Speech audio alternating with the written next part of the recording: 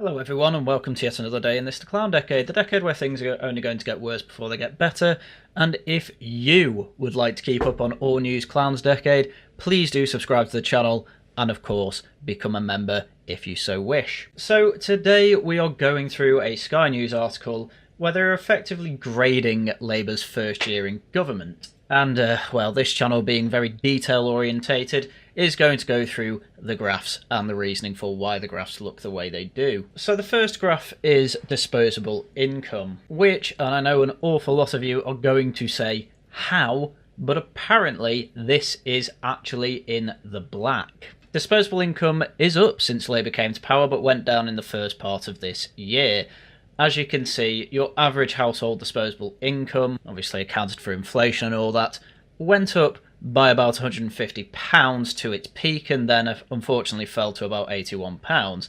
And at this point in the year, that actually makes them the second best government since 1954, since Margaret Thatcher's third term was actually the best for it, because Thatcherism works. And then Blairism obviously slowly but surely destroyed that, and the Tories were trying to recover since, and then obviously COVID hit. And then obviously this is in part of the COVID recovery, which is fine, but I would say expect the future to not be so great, because I don't know about you, but the way disposable income feels, I feel like I've got less of it this year. In fact, I've done my budgeting this year, I know I have less. But yes, while it looks good now, that's because the rather large tax increases that everyone's talking about have not hit us yet. And they are going to be massively trying to avoid putting the tax up on working people. They're either going to have to break that pledge because of the amount of spending that's going on, or they're going to have to do some of the most ridiculous stealth taxing we've ever seen in our lives. So, in other words, expect your disposable income to go down. Which, that applies to, apparently, the average person. For the people who are actually in work and bothering to try and up their way on the career ladder, enjoy your disposable income going down even further. Anyway, next up we move on to inflation, which was around the target at 2.2% at the start of the year. Obviously it dropped down to below 2%, well done, and now it's gone up to 3.4%. And this is part of the reason that your taxes are going up, because even the MMTers admit that, taxes effectively just have to pay for things, just with extra steps. Because if you pay for things and then print money to pay for such things, inflation goes up and then taxes go up. Thereby, with extra steps, taxes just pay for social services. Anyway, they did say they were going to try and keep the target at 2% with their economic policy. They've managed to up it to 3.4%. Obviously, that's not going to beat that absolutely huge spike in the post-COVID 2020s, which obviously that happened largely because of the over-enthusiastic response to COVID by the Tories. Can you blame them much for that? To be honest, it probably was less heavy-handed than if Labour were in, so look at it that way. And basically, they best hope that it doesn't raise any further, but it will do until the tax rises are put in, which everyone will hate as well. So expect that to level out, and they will probably try and get that back down to 2%. Next up, we have small boat arrivals, and they have jumped during Labour's first 12 months, with comparison to the Tories largely actually being quite similar, especially to the 2022 to 23 range, which is, when they really started spiking, and then after that, obviously, you started having talks about the Rwanda plan, and as much as people tried to say it wasn't a deterrent, clearly to some level it was. I'm not saying that's the whole reason for the drop in 13,000 over the year after that. However, what I am saying is that there is a correlation between it and obviously Labour getting rid of it and, instantly having a literal record. Smashing the gangs didn't work, everyone said smashing the gangs didn't work, Labour still went through with it, because they are pig-headed and cannot see facts in the face, which is only based and red-pilled when the right-wing do it. Should make it clear, I am definitely joking there. I think at the moment the right-wing are terrible at looking facts in the face, but there we go. Next up, we're delving into a little bit better news, apparently. NHS waiting time list. As you can see, there was a bit of a peak with Tony Blair, and they went right down at the end of the Brown Parliament, basically because they redefined the waiting list, and then the Tories did a pretty good job of keeping it there. Then COVID hit, and we are still in the backlog of that. And to be fair to them, they've clearly got past the peak, but there really isn't much movement. I suppose you can say, what can you do in a year? I would simply then point to the 2008 numbers. Why not just redefine the target? Either way, this is really what is defining this government at the moment. Either no movement on things that they have promised they will focus on, or complete and utter disaster on things that were obviously going to be complete and utter disasters, such as inflation and the boats. Next up, it's the violent crime statistics, and that's pretty much in the same area as they're focusing on it, and not much is changing with it. Again, they're past peak, but some of that's to do with the Tories anyway. You might be wondering why so much of this all raises after COVID, and the answer is effectively because the British state never really got rid of an awful lot of the extra Whitehall apartments that came about after COVID, and so we never really went back to the pre-COVID times, which is ridiculous because COVID's over. I say that, my girlfriend has COVID at the moment, but you get the idea. I always found the target of halving violence, specifically against women and girls as well, was just very funny. The implication obviously being we are completely fine with violence against women and girls as long as it's half the rate it is now. I understand it's a long-term, no violence whatsoever target. It's just very funny to constantly hear, yeah, we're fine with, half the rate of violence against women and girls going on. Anyway, next up was one of their big ones, aiming for 1.5 million new homes in this parliament. I assume that means started, not necessarily completed. And obviously to get to it over 5 years, you need about 300,000 houses built per year, and the rate's going down. It's going in literally the opposite direction they need it to be, because they've done absolutely nothing about the planning system, which is the main reason for squeezing the supply of houses, and they have absolutely no interest in changing that. And also the targeted place for houses is in areas where people don't want to move, so it does make sense anyway. This one is probably the biggest disaster, because this was one that they went on about a lot during the election, and now it's come to reality, and they're not building anything. Just to put this graph into perspective, this area, the house building graph, you have to go all the way back to World War II to see the number of houses being built. Less than that. And this while we've also had mass immigration, which by the way is a perfectly rational reason to be a NIMBY. I actually don't have much of an issue with that. The problem is that in reality it just means that kids are living with their parents until they're 30 odd. Unless they do what I did and, well, move to Wales. Next up, it's the clean power net zero malarkey. The whole idea of that is to be 95% clean by 2030. Once again, this is one of those graphs that's going in the complete opposite direction. And honestly, the best thing to do is probably to focus on nuclear. Are they doing that? No, absolutely not. They're building more wind and solar farms that end up having to, well, be switched off when they are producing too much because the grid can't handle it. And then we also have biomass, most of which is imported. It's imported via ships that end up having to pump out fossil fuels to get the biomass here. Totally backwards. We'd actually have a cleaner planet if we just fracked. I completely mean that. And they've also had to look at reissuing licenses recently as well, along with being much more open to nuclear. Why is all that? Oh, because focusing on the actual green stuff is incredibly unreliable. And also, the Spain thing happened, and they really do not want the comparisons to the 1970s when you had a 3-day week because they couldn't keep the power on. You do not want that again, because you end up with Thatcher for 10 years. This time around, it's going to be Nige. Anyway, last bit is actually a bit of good news, which is that the UK has been the third fastest growing country in the G7 since Labour came to power. As we can see, though someone's going to have to explain this one to me. Apparently we're the third fastest growing, as you can see from the title, but Canada, the EU average, and the US are ahead of us. Whereas then you get to the G7 average, and then you have the UK, Japan, and then it's Italy, France, and Germany. How's the European Union at 1.3% average? I'm going to assume that's the much smaller countries that are picking up that tab, while the big ones like Italy, France, and Germany are, well, a little bit behind. So I take it as a single country we are the third largest, but they want the EU to look good, so, they include Poland and other countries like that, which are actually doing well with their economics, unlike Hungary. So that's good, but it really does just shove in your face how bad the big countries in Europe and Japan are doing, rather than how well we are doing.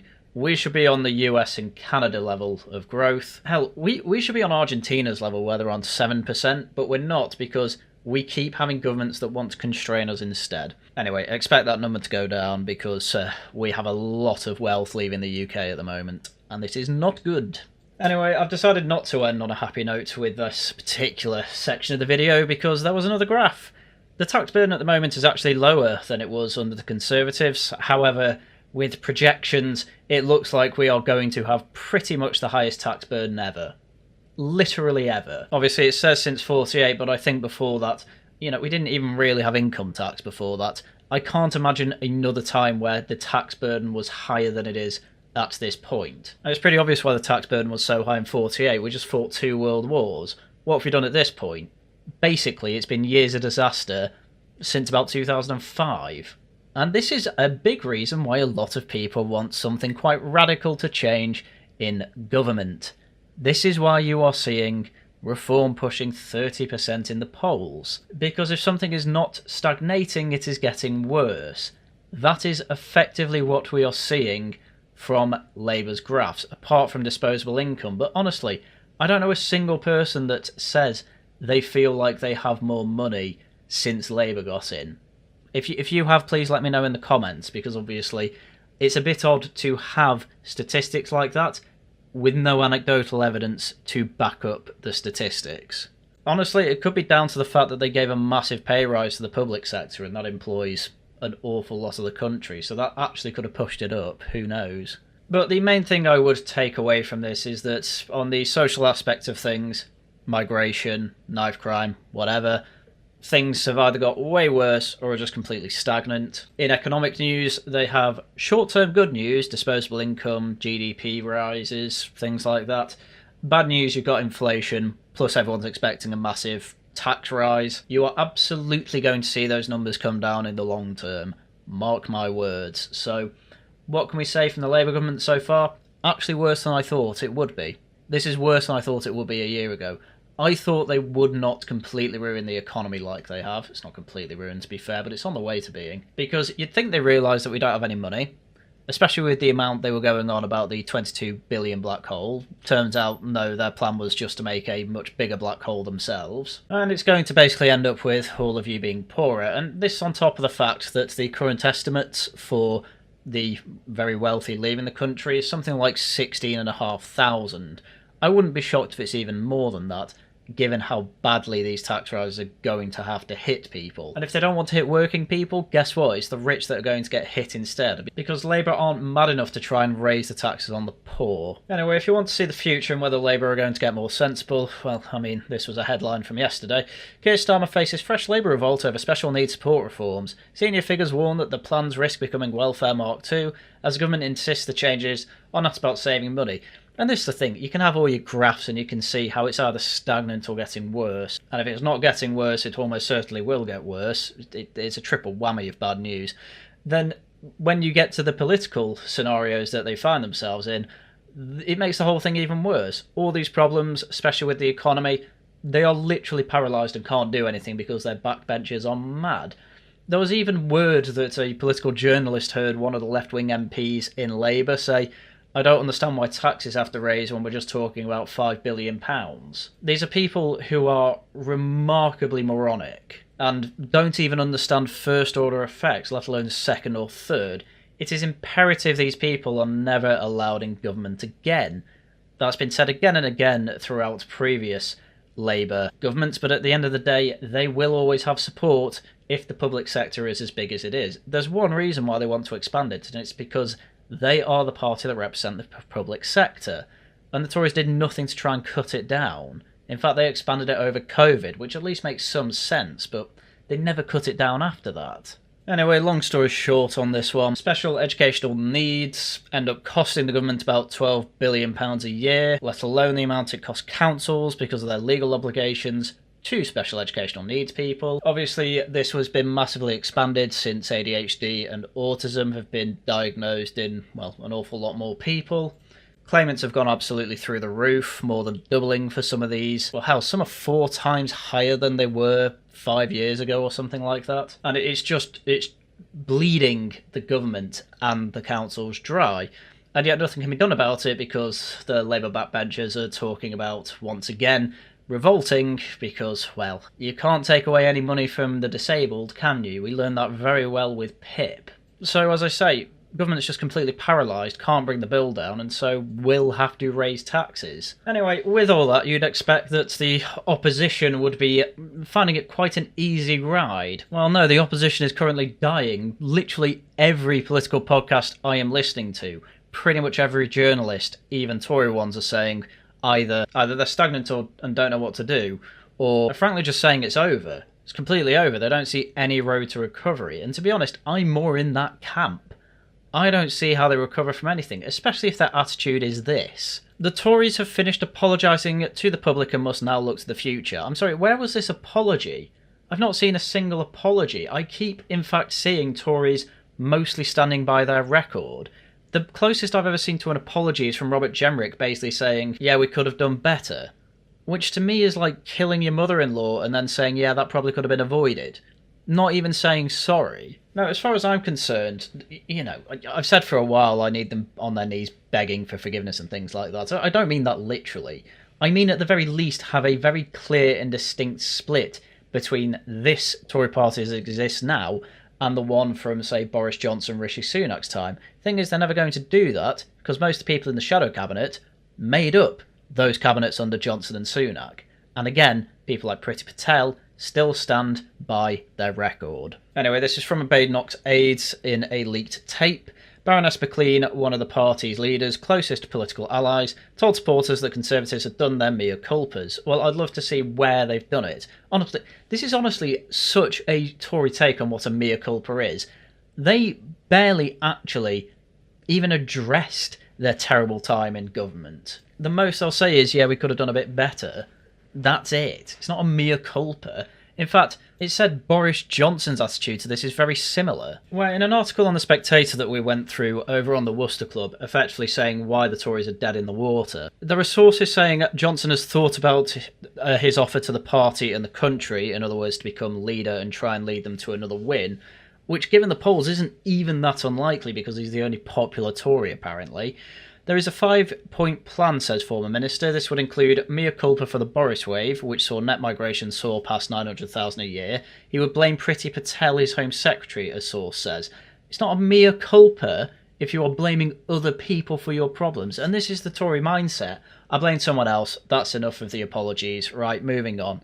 Just, you can't get away with that after you have completely stagnated the country and tried to overturn Brexit for a few years, and then when you finally did get Brexit through, squander the easy results you could have got from it. It's humiliating. Anyway, the leaked tape of her comments to the Conservative Women's Organisation on June 18, obtained by The Telegraph, she said the previous governments had a tendency to make announcements without thinking through how they would deliver. But she added that the Tories were now ready to move forward with new policy platform that Mrs Badenoch was building. We've done the mea culpas, we've done the apologies, we've done all that, so now we want to look to the future and have something to give people hope, because we do strongly believe that we are the only party with a coherent set of plans, oh god, and we want to rebuild our reputation for competence and trust, and we think that comes from doing very difficult work now. The thing is that they tried a policy renewal platform a couple of times last year, and every time the policy was just, oh yeah, we'll review all this stuff and then decide. ECHR, you're going to leave it? Don't know yet, we'll review it. Okay, what about net zero? You're getting rid of that? Oh, we'll review it and move the target. Could be 1 year later, 1 year before, who knows? That was the example Badenoch gave. And if it's just more of that, it's over. It's over for the Tories, as far as I can tell. If they're not willing to do anything bold and just say, yeah, we'll review everything, well, that's a Blairite consensus right there, isn't it? Because who's going to be doing the reviewing and who do you trust? Because if it's the Tory party themselves, well, full of Blairites. Done. Never trusting them again if that's the case. Anyway, I could go on about this sort of thing for hours. What you need to know from this is, overall, how have Labour done? Badly, worse than I thought. Not much worse than I thought, but worse than I thought. If you're one of the lucky ones who has ended up with more disposable income, well done. Please tell me your anecdotes down in the comments below. As for the rest of you, I'm sorry that you're in the same position as me, where you don't have as much disposable income. In fact, on top of this, they didn't even go through the employment numbers. Unemployment's gone up, as has happened pretty much every time with a Labour government. But they didn't even look at that, because unemployment wasn't even on the radar of Labour, because it was already pretty good under the Tories, albeit mostly from the fact that people are on out-of-work benefits in university or in training or something like that. Basically, avoiding having a load of young people actually get into work and throw them into university to hide the fact that there aren't that many jobs. Especially graduate jobs, which have all been depleted recently because basically it's too expensive to hire a graduate. The illegal immigrants obviously coming over, that's just got way worse. Inflation's gone up, green energy hasn't made a dent. And in fact, energy bills have gone up, and Ed Miliband's being asked, where's the 300 you'd save? Nowhere to be seen. Basically, it's all the stuff I've been reviewing this year. It's all bad. The only good thing is if you are a public sector worker, that seems to be the only cohort that has benefited from this. As for the rest of us, enjoy paying the much higher taxes that's going to be coming through. When it comes to opposition, they're basically nowhere to be seen. Kemi Badenoch has the odd good PMQs. Robert Jenrick's obviously doing his stuff on social media. How far exactly it's going to get them, I don't see how it can get them very far. I'll put it this way. All of Labour sees the threat directly from reform, and they are basically only reacting to the Tories whenever they have to in the Commons. Outside of the Commons, very different story. Though to be fair, even inside the Commons, they still can't help but have a go at Farage, call him a Putin apologist or whatever. It's all stuff that I can't see working in the long term, but we'll see. Anyway, with that, that's everything I had for you for today. So, if you enjoy my work, please do subscribe, leave a like, leave a comment. If you can spare a bit of cash, please do also become a channel member or leave super chats, super thanks. Great ways to help out the channel. If you are interested in other stuff that I do, obviously videos out as and when I can make them. Tuesday, we are doing a Chosh News, so that is tomorrow, just covering the stories from the past couple of weeks. And no gaming stream this week. I'm having a week off because I'm starting Hollow Knight next week. But Friday is when we have Laughing at the Guardian with some women, so do come along to that. Right, that's everything I had for you for today. So once again, thank you very much for watching, and until next time, goodbye.